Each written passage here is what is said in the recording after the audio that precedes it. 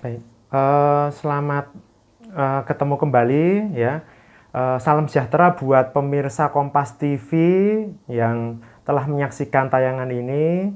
Eh, Terkait dengan pendapat saya terhadap produk-produk digital, terutama yang produk digital dari luar negeri yang dikenai pajak, ya. Bagaimana? Apakah ini jenis pajak baru, ya, ataukah tidak?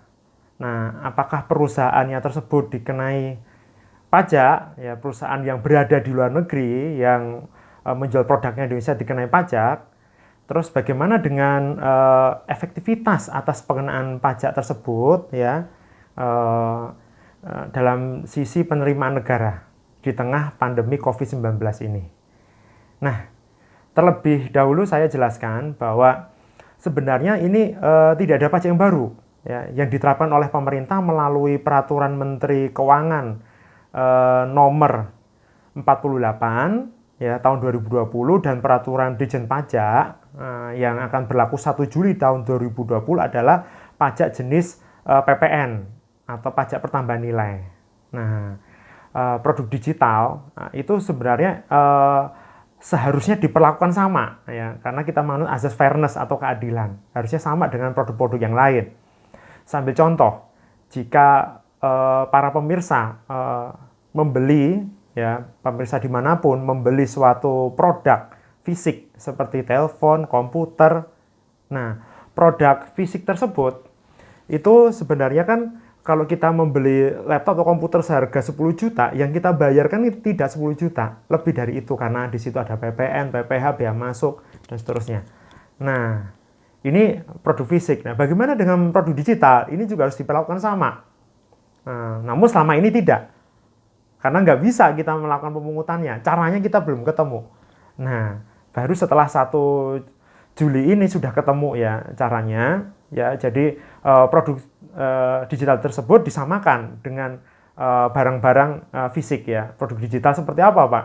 Produk digital itu yang biasanya kita pakai ya. Di sini seperti Zoom, kemudian Netflix, WhatsApp, ya, kemudian Facebook, Instagram, dan lain sebagainya. Ini adalah produk digital kita. Nah, produk digital luar negeri maksud saya ya. Ini adalah produk digital dari luar negeri. Seharusnya ketika kita mengimpor, ya, ketika kita memakai itu artinya kita mengimpor produk. Sama seperti fisik ya. Ketika kita mengimpor HP dari luar negeri, nah ini kita menggunakan aplikasi Zoom dari luar negeri, sama seperti itu polanya. Jadi dia itu harus dikenai pajak, kenai PPN. Nah, begitu pula ketika kita nonton bioskop, ya, mungkin pemirsa dimanapun apabila menonton bioskop di ini membayar tiket seharga 50.000, di situ di dalamnya sudah ada pajak, ya, PPN, ya, dalam arti itu. Nah, ini yang akan dikenai pajak. Nah, kurang lebih juga seperti itu nantinya. Gambaran umumnya seperti itu. Nah, di sini memang dari sisi pendapatan negara bagaimana, Pak? Nah, apalagi ini di era pandemi. Seperti kita ketahui bahwa pada saat era pandemi ini banyak perusahaan yang tiarap. Ya, dari sisi ekonomi banyak perusahaan yang tiarap. Bahkan beberapa memutuskan tenaga kerjanya dan juga ada yang melakukan banyak perampingan. Ya, tapi di sisi lain, ya, di sini banyak perusahaan yang justru mengalami kenaikan, ya, kenaikan omset, ya, seperti perusahaan-perusahaan yang menjual produk digital. Nah, seperti apa yang melakukan produk digital yang seperti itu? Contoh aplikasi Zoom, ya, banyak sekarang orang meeting, ya, menggunakan aplikasi, jadi tidak bertemu langsung. Berarti produknya laku terjual nih. Ya, kita tahu bahwa pelaku bisnis yang menjual produk digital ini omsetnya naik, ya kan? Orang ketika bioskop ditutup, ya, itu juga orang akhirnya beralih, ya, karena di rumah aja maka dia beralih kemana? Ya, tentu aplikasi yang menjual produk film, berarti aplikasi digital berlangganan akhirnya.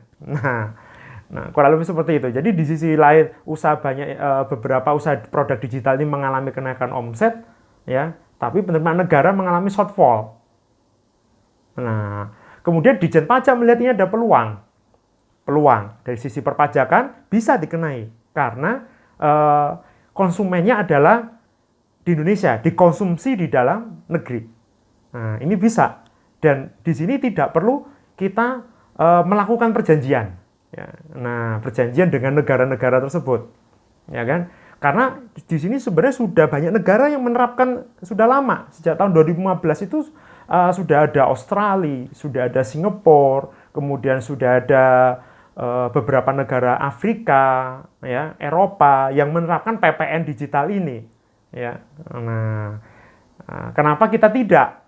Ya kan? Nah, ini baru akan diterapkan nantinya di 1 Juli tahun 2020, maka negara akan menerapkan. Nah, bagaimana cara pemungutannya? Nah, ini harus kita ketahui bersama. Ada dua cara pemungutannya, ya, sebagaimana lazimnya yang ada di sini. Ya, pertama, pelaku usaha atau kita sebut dengan perdagangan melalui saluran elektronik (PMSE). Nah, di sini dia dapat menjual produk digitalnya, ya. Contoh katakanlah 100.000 ditambahkan PPN 10% jadi 110, sehingga mau nggak mau dia menaikkan harga. Jadi yang menanggung adalah konsumen, ya kan? Nah, yang kedua di sini dengan cara menanggungnya, ya, ditanggung. Caranya gimana menanggungnya? Kalau jika dia tidak mau menaikkan harga 10%, berarti si penjualnya itu akan menanggung pajak. Si perusahaan penjualnya itu akan menanggung PPN 10% tersebut. Nah, itu dua mekanismenya yang kemungkinan akan diterapkan. Nah, kemudian dari sisi perpajakan, dia akan menjadi efektif apabila penyelenggara PMSE ini, ya, atau pelaku usaha PMSE ini, ya, dia dapat melakukan pelaporan dan penyetoran dengan cara sederhana, itu ya, dengan cara sederhana. Itu yang pertama, ya, harus sesederhana mungkin, ya. Intinya ya udah mungkin fakturnya misalkan ya seperti stroke gitu kan, ya, cukup mudah, atau berbentuk online, ya, fakturnya, bukti pembayaran contohnya seperti itu. Dan ini juga sebenarnya sudah ada diterapkan oleh Ditjen Pajak dalam peraturannya, itu dibedain, ya, dibedain nanti untuk yang end user sama yang bukan end user. Nah, ini penting. Untuk yang bukan end user tujuannya supaya dapat dikreditkan, ya, menjadi pengurang pajak. Untuk yang pelaku usaha di sini, ya, di Indonesia yang bukan end user, dia merupakan pengusaha kena pajak, sehingga oleh pengusaha produk digital dari luar negeri ini dia dipungut PPN, ya, dia bayar PPN, namun PPN-nya buat ngurangin pajaknya. Nah, kita sebut pajak masukan lah, ya, bahasanya dalam ilmu perpajakan ini kita sebut dengan pajak masukan. Itu. Nah, kemudian untuk end user tentu ini menjadi biaya. Nah, itu nanti seperti tadi saya ulangi, ya, posisinya bisa ditanggung langsung oleh end user atau nanti si penjualnya akan menanggung PPN-nya tersebut. Nah, ini pilihan, ya. Karena kita juga mempunyai kedaulatan atas pajak tersebut, ya. Nah, kemudian berikutnya selain efektivitas ini kan kita harus mencoba lihat bahwa jenis PPN ini, ya, ini PPN digital, ya, pajak produk digital, ini karena banyaknya penikmatnya dari Indonesia, konsumen akhirnya banyak di Indonesia. Nah, ini tujuannya itu, yaitu untuk berkeadilan atas produk-produk yang lain juga sama, ya, yang dikenai PPN. Nah, tergantung nanti dari Ditjen Pajak bagaimana membuat sistem ini berjalan simple, sederhana, ya, sehingga pelaku usahanya enggak ribet. Apalagi kita tahu ini pelaku usahanya ada di luar negeri. Nah, dan di sini juga Ditjen Pajak sudah menunjuk, ya, harus melalui penunjukan, ya, siapa. Nah, kemudian menegakkan law enforcement. Kita ketahui dalam peraturan Menteri Keuangan law enforcement-nya yaitu sesuai Undang-Undang KUP, ya, dan juga sampai ke tahap pemutusan akses oleh instansi lembaga negara yang akan melakukan pemutusan akses. Nah, sampai di situnya. Kemudian terkait yang terakhir adalah terkait dengan isu-isu penerapan pajak atas pelaku usahanya. Nah, ini banyak yang kabar-kabar simpang siur bahwa seperti Presiden Donald Trump dan pihak Amerika Serikat melakukan teguran ke Indonesia dan seterusnya. Nah, ini saya rasa isu ini kurang benar. Perlu diluruskan bahwa ini hanyalah sekedar klarifikasi saja ya, hanya sekedar klarifikasi. Nah, untuk penerapan pajak pelaku usaha atau kita sebut dengan PPH, pajak penghasilan dari yang mereka peroleh dari Indonesia, ini belum diterapkan. Indonesia belum menerapkan. Kapan menerapkannya?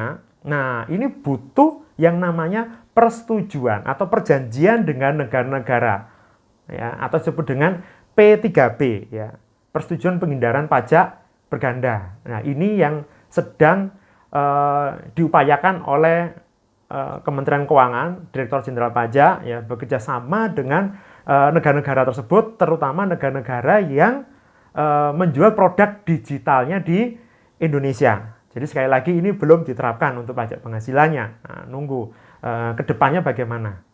Nah, di sini bahwa menjaring pajak produk digital ini sangat kita apresiasi ya, peran dari Ditjen Pajak yang membaca peluang ini di tengah pandemi untuk menutup defisit keuangan negara. Nah, ini sangat penting bagi negara kita demi kemajuan negara kita. Nah, kemudian kedepannya kami harapkan ya, di kedepannya diharapkan bahwa pemungutan pajak ini dibuat sesimpel mungkin dan memperhatikan asas keadilan. Ya, asas keadilan sangat penting, baik pelaku usaha di luar negeri maupun pelaku usaha di dalam negeri. Nah, ini demi kelangsungan usaha, terutama untuk melindungi produk-produk buatan anak bangsa. Nah, demikian tanggapan yang dapat saya sampaikan kepada para pemirsa Kompas TV di mana saja. Ya. Terima kasih atas atensinya. Oke, sampai ketemu di lain kesempatan. Wassalamualaikum warahmatullahi wabarakatuh. Terima kasih.